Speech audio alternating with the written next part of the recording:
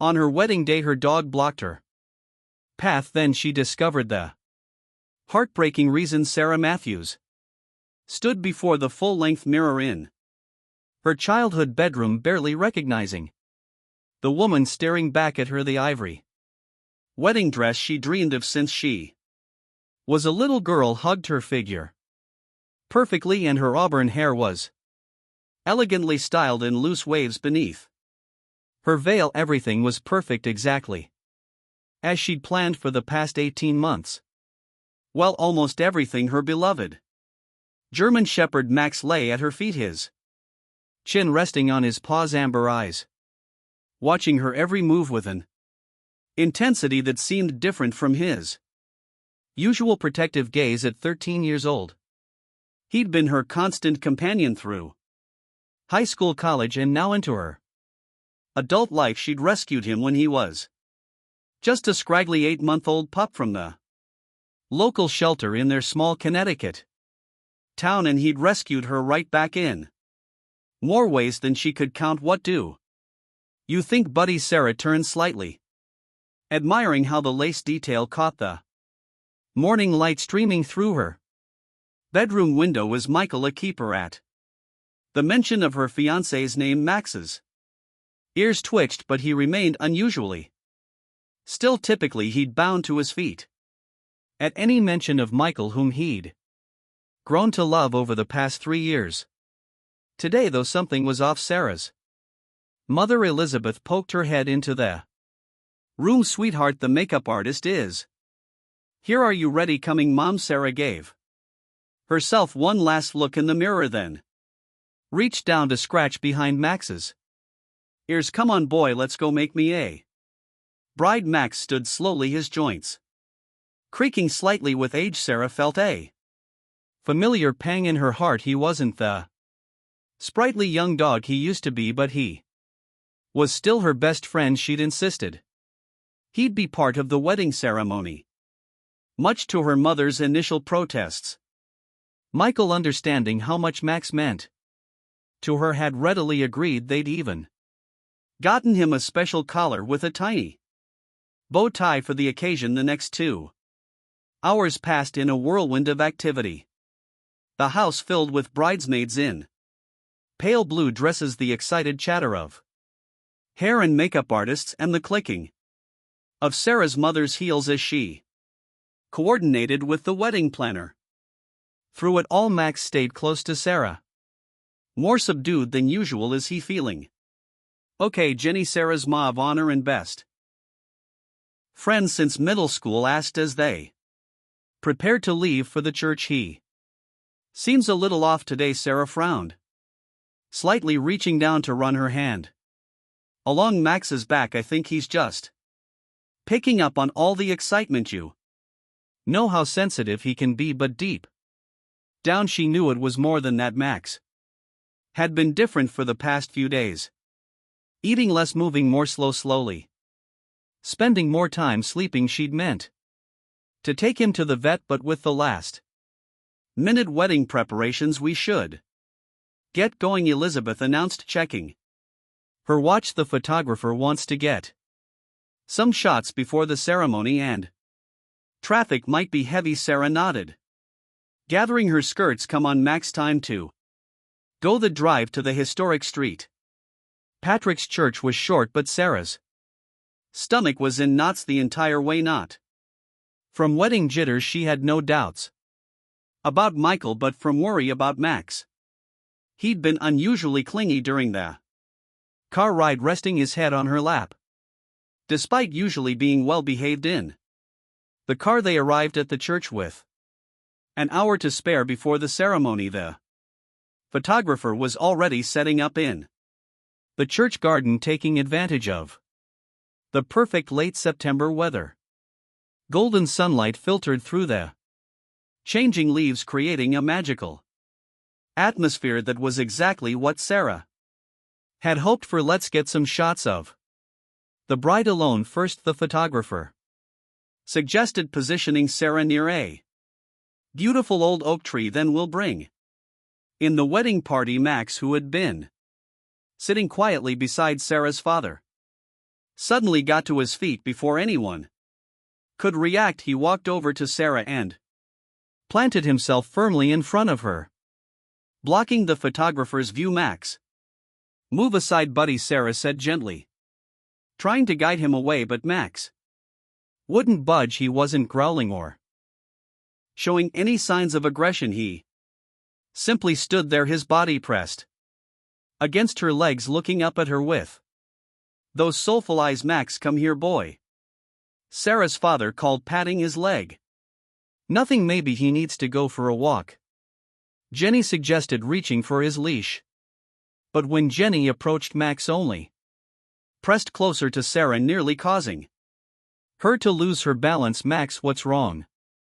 Sarah knelt down, wedding dress and all, to look into his eyes. That's when she noticed something she hadn't before. His breathing was slightly labored, and there was a tremor in his legs that hadn't been there earlier. "Sarah, we need to get these photos done," her mother said, a note of frustration creeping into her voice. "The guests will be arriving soon." But Sarah barely heard her. She was focused entirely on Max, who had now laid his head on her shoulder, something he did when he wasn't feeling well and needed comfort. His body was warm, too warm against hers. "Something's wrong," Sarah said, her voice cracking. "Hugh's not okay."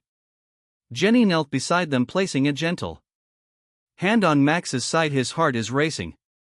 Sarah's father stepped closer, concern etched on his face. "Should we call the vet?" But the wedding, Elizabeth began, then fell silent at the look on her daughter's face. Sarah was already pulling out her phone, dialing Dr. Peterson, who had been Max's vet since she'd first adopted him. Her hands shook as she pressed the phone to her ear. "Dr. Peterson's emergency line, this is Kate speaking." "Kate, it's Sarah Matthews. Something's wrong with Max. He's having trouble breathing, his heart is racing, and he's acting very strange. Please, I need help." There was a pause on the other end. "Sir, Sarah, aren't you getting married today?" "Yes, but," Sarah's voice caught, "please bring him in right away. Dr. Peterson is here doing paperwork. He'll see Max immediately." Sarah looked up at the small crowd gathered around her, her parents, Jenny the photographer, the wedding planner, who was now speaking urgently into her headset. Finally her eyes met her father's. "Dad, go," he said firmly. "I'll call Michael and explain. Jenny can drive you." But Sarah Matthews, her father, said, using the tone that had always meant business when she was growing up, "That dog has been by your side through everything, through your first heartbreak, through college finals, through your grandmother's passing. He was there when you met Michael, and he's been there every step of the way. You don't abandon family when they need you." Tears welled in Sarah's eyes as she hugged her father. "Mother, thank you." Everything moved quickly after that. Jenny helped Sarah gather her skirts and led her to her car, while Max followed slowly, still pressing against Sarah's legs whenever possible. Sarah's mother, after a moment's hesitation, jumped into action, announcing she would handle the guests and asking the wedding planner to contact the reception venue. The drive to the veterinary clinic was tense. Sarah sat in the back with Max's head in her lap, her wedding dress spread around them like a cloud. She kept one hand on his chest, monitoring his breathing, while the other stroked his graying muzzle. "Remember when you first got him?" Jenny asked clearly, trying to distract her. "He was such a handful." Despite her worry, Sarah smiled slightly. "He ate my favorite shoes the first week, and my mom's garden gloves, and that awful hat my aunt gave me for Christmas, the one with the plastic fruits on it. He did you a favor there." They arrived at the clinic in record time. Dr. Peterson was waiting at the door, his eyes widening slightly at the sight of Sarah in her wedding dress, but saying nothing as he helped Max inside the Examination seemed to take forever. Sarah paced the small room, her dress rustling with each turn while Jenny sat quietly in a chair, occasionally checking her phone and updating the others. Finally, Dr. Peterson returned, his face grave. "Sarah, please sit down." Those words, the ones no pet owner ever wants to hear, made her knees weak. Jenny was immediately at her side, helping her to a chair. "Max has developed a cardiac condition," Dr. Peterson explained gently. "From the tests we've just run, it appears he's in the early stages of heart failure. The stress and excitement of today likely exacerbated his symptoms." Sarah felt as though all the air had been sucked from the room, but he was fine.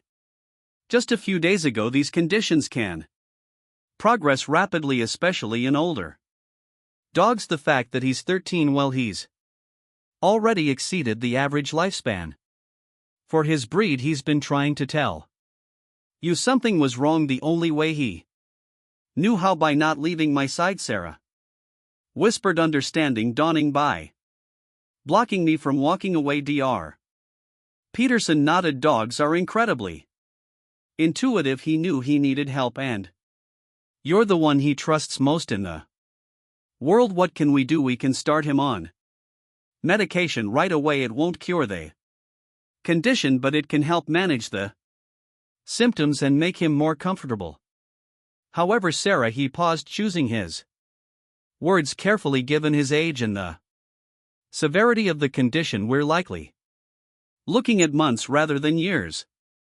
Sarah felt the tears she'd been holding back finally spill over. Jenny squeezed her hand tightly. "I need to stay with him," Sarah said firmly. "Sarah," Jenny began gently, "no, you don't understand.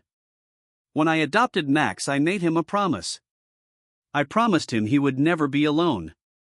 When he needed me, I promised to always be there for him, just like he's always been there for me." She looked down at her wedding dress, then back at Dr. Peterson. "Can you start the treatment now?" The next hour was a blur of activity. Dr. Peterson administered the first round of medication while explaining the treatment plan in detail. Sarah sat on the floor next to Max's bed, her wedding dress spread around her like a protective cocoon, listening intently and taking notes on her phone. Meanwhile, the outside world continued to spin. Jenny coordinated with Sarah's parents and Michael's family. The guests at the church were informed of a family emergency and the reception was postponed, and Sarah's phone buzzed with a text from him. How is he? She'd been so focused on Max that she hadn't even thought about how Michael would react to all this. With trembling fingers, she typed, "Not good. Heart failure. I'm so sorry about the wedding." 3 dots appeared immediately. "Then don't apologize. I'm on my way." 20 minutes later, the clinic door opened and Michael walked in, still in his tuxedo, his best man Kevin right behind him. Sarah looked up from her place beside Max, makeup streaked with tears, hair falling out of its careful arrangement, wedding dress wrinkled beyond repair. "I'm so sorry," she began, but Michael was already crossing the room, kneeling beside her on the floor. "Hey," he said, softly wiping a tear from her cheek. "Remember what I said when I proposed? I said I wanted to marry you because you have the biggest heart of anyone I've ever met, because you love deeply and without reservation. How could I be angry at you for proving that?" Fresh tears spilled down Sarah's cheeks as she leaned into him. "But the wedding can wait," Michael said firmly. "All those people, the fancy venue, the perfectly planned timeline, none of that matters. What matters is that we're together, all of us." He reached out to scratch behind Max's ears, and the old dog's tail thumped weakly against the floor. "Actually, Kevin spoke up from where he stood with Jenny. "We might have an idea about that." Jenny nodded. Enthusiastically, we've been making some calls. The minister said he'd be happy to come here. Your parents are on board it. Wouldn't be the wedding you planned, but we could get married here. Sarah looked around the examination room, then down at Max, who was watching her with those same loving eyes that had won her heart 13 years ago. Really, only if you want to. Michael said we can also wait, reschedule everything. No, Sarah interrupted, a watery smile spreading across her face. This is perfect. Max has been there for every important moment in our relationship. He was there when we met at the park, there for our first date, there when you proposed. He should be here for this too. And so 2 hours later, Sarah Matthews married Michael Anderson in the waiting room of Riverside Veterinary Clinic. Her dress was wrinkled, her makeup hastily repaired by Jenny, her hair falling in natural waves around her shoulders.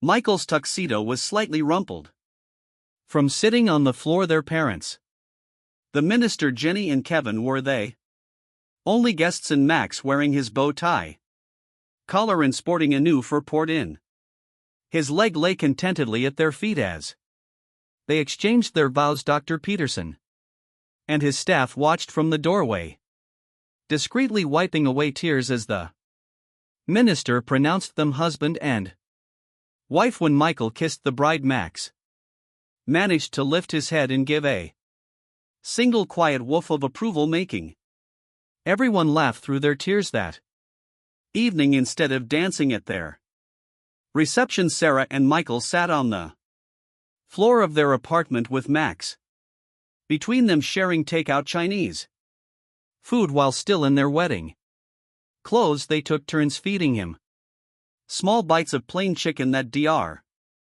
Peterson had approved. You know, Michael said, watching as Max gently took a piece of chicken from Sarah's fingers. When I first met you two at the park that day, I knew Max was part of the package deal. I just didn't realize he'd end up teaching me so much about love. Sarah looked at her new husband curiously. What do you mean? Well, look at today. You had this perfect wedding planned, everything exactly the way you dreamed it, but the moment Max needed you, none of that mattered. You didn't even hesitate. That's real love, the kind that doesn't count the cost, that shows up no matter what.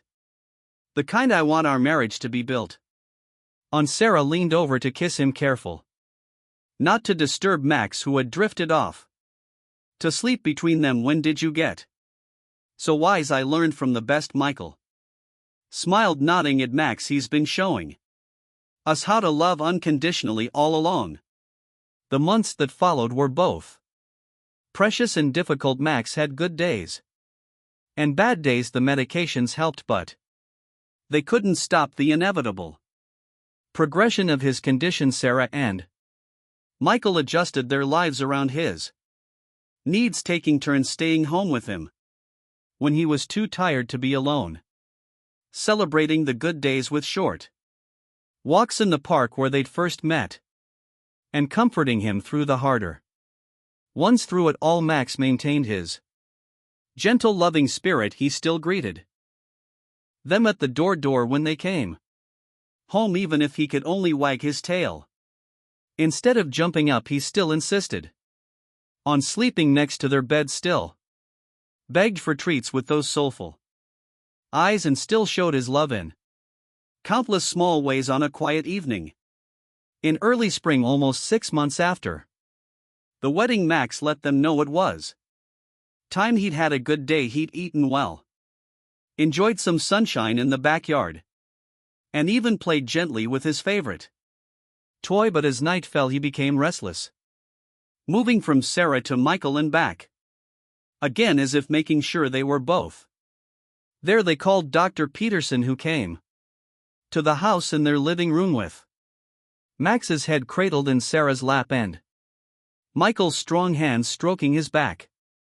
They said goodbye to the faithful friend who had given them so much. Thank you, Sarah whispered in Max's ear as he drifted peacefully away. Thank you for everything, for being my protector, my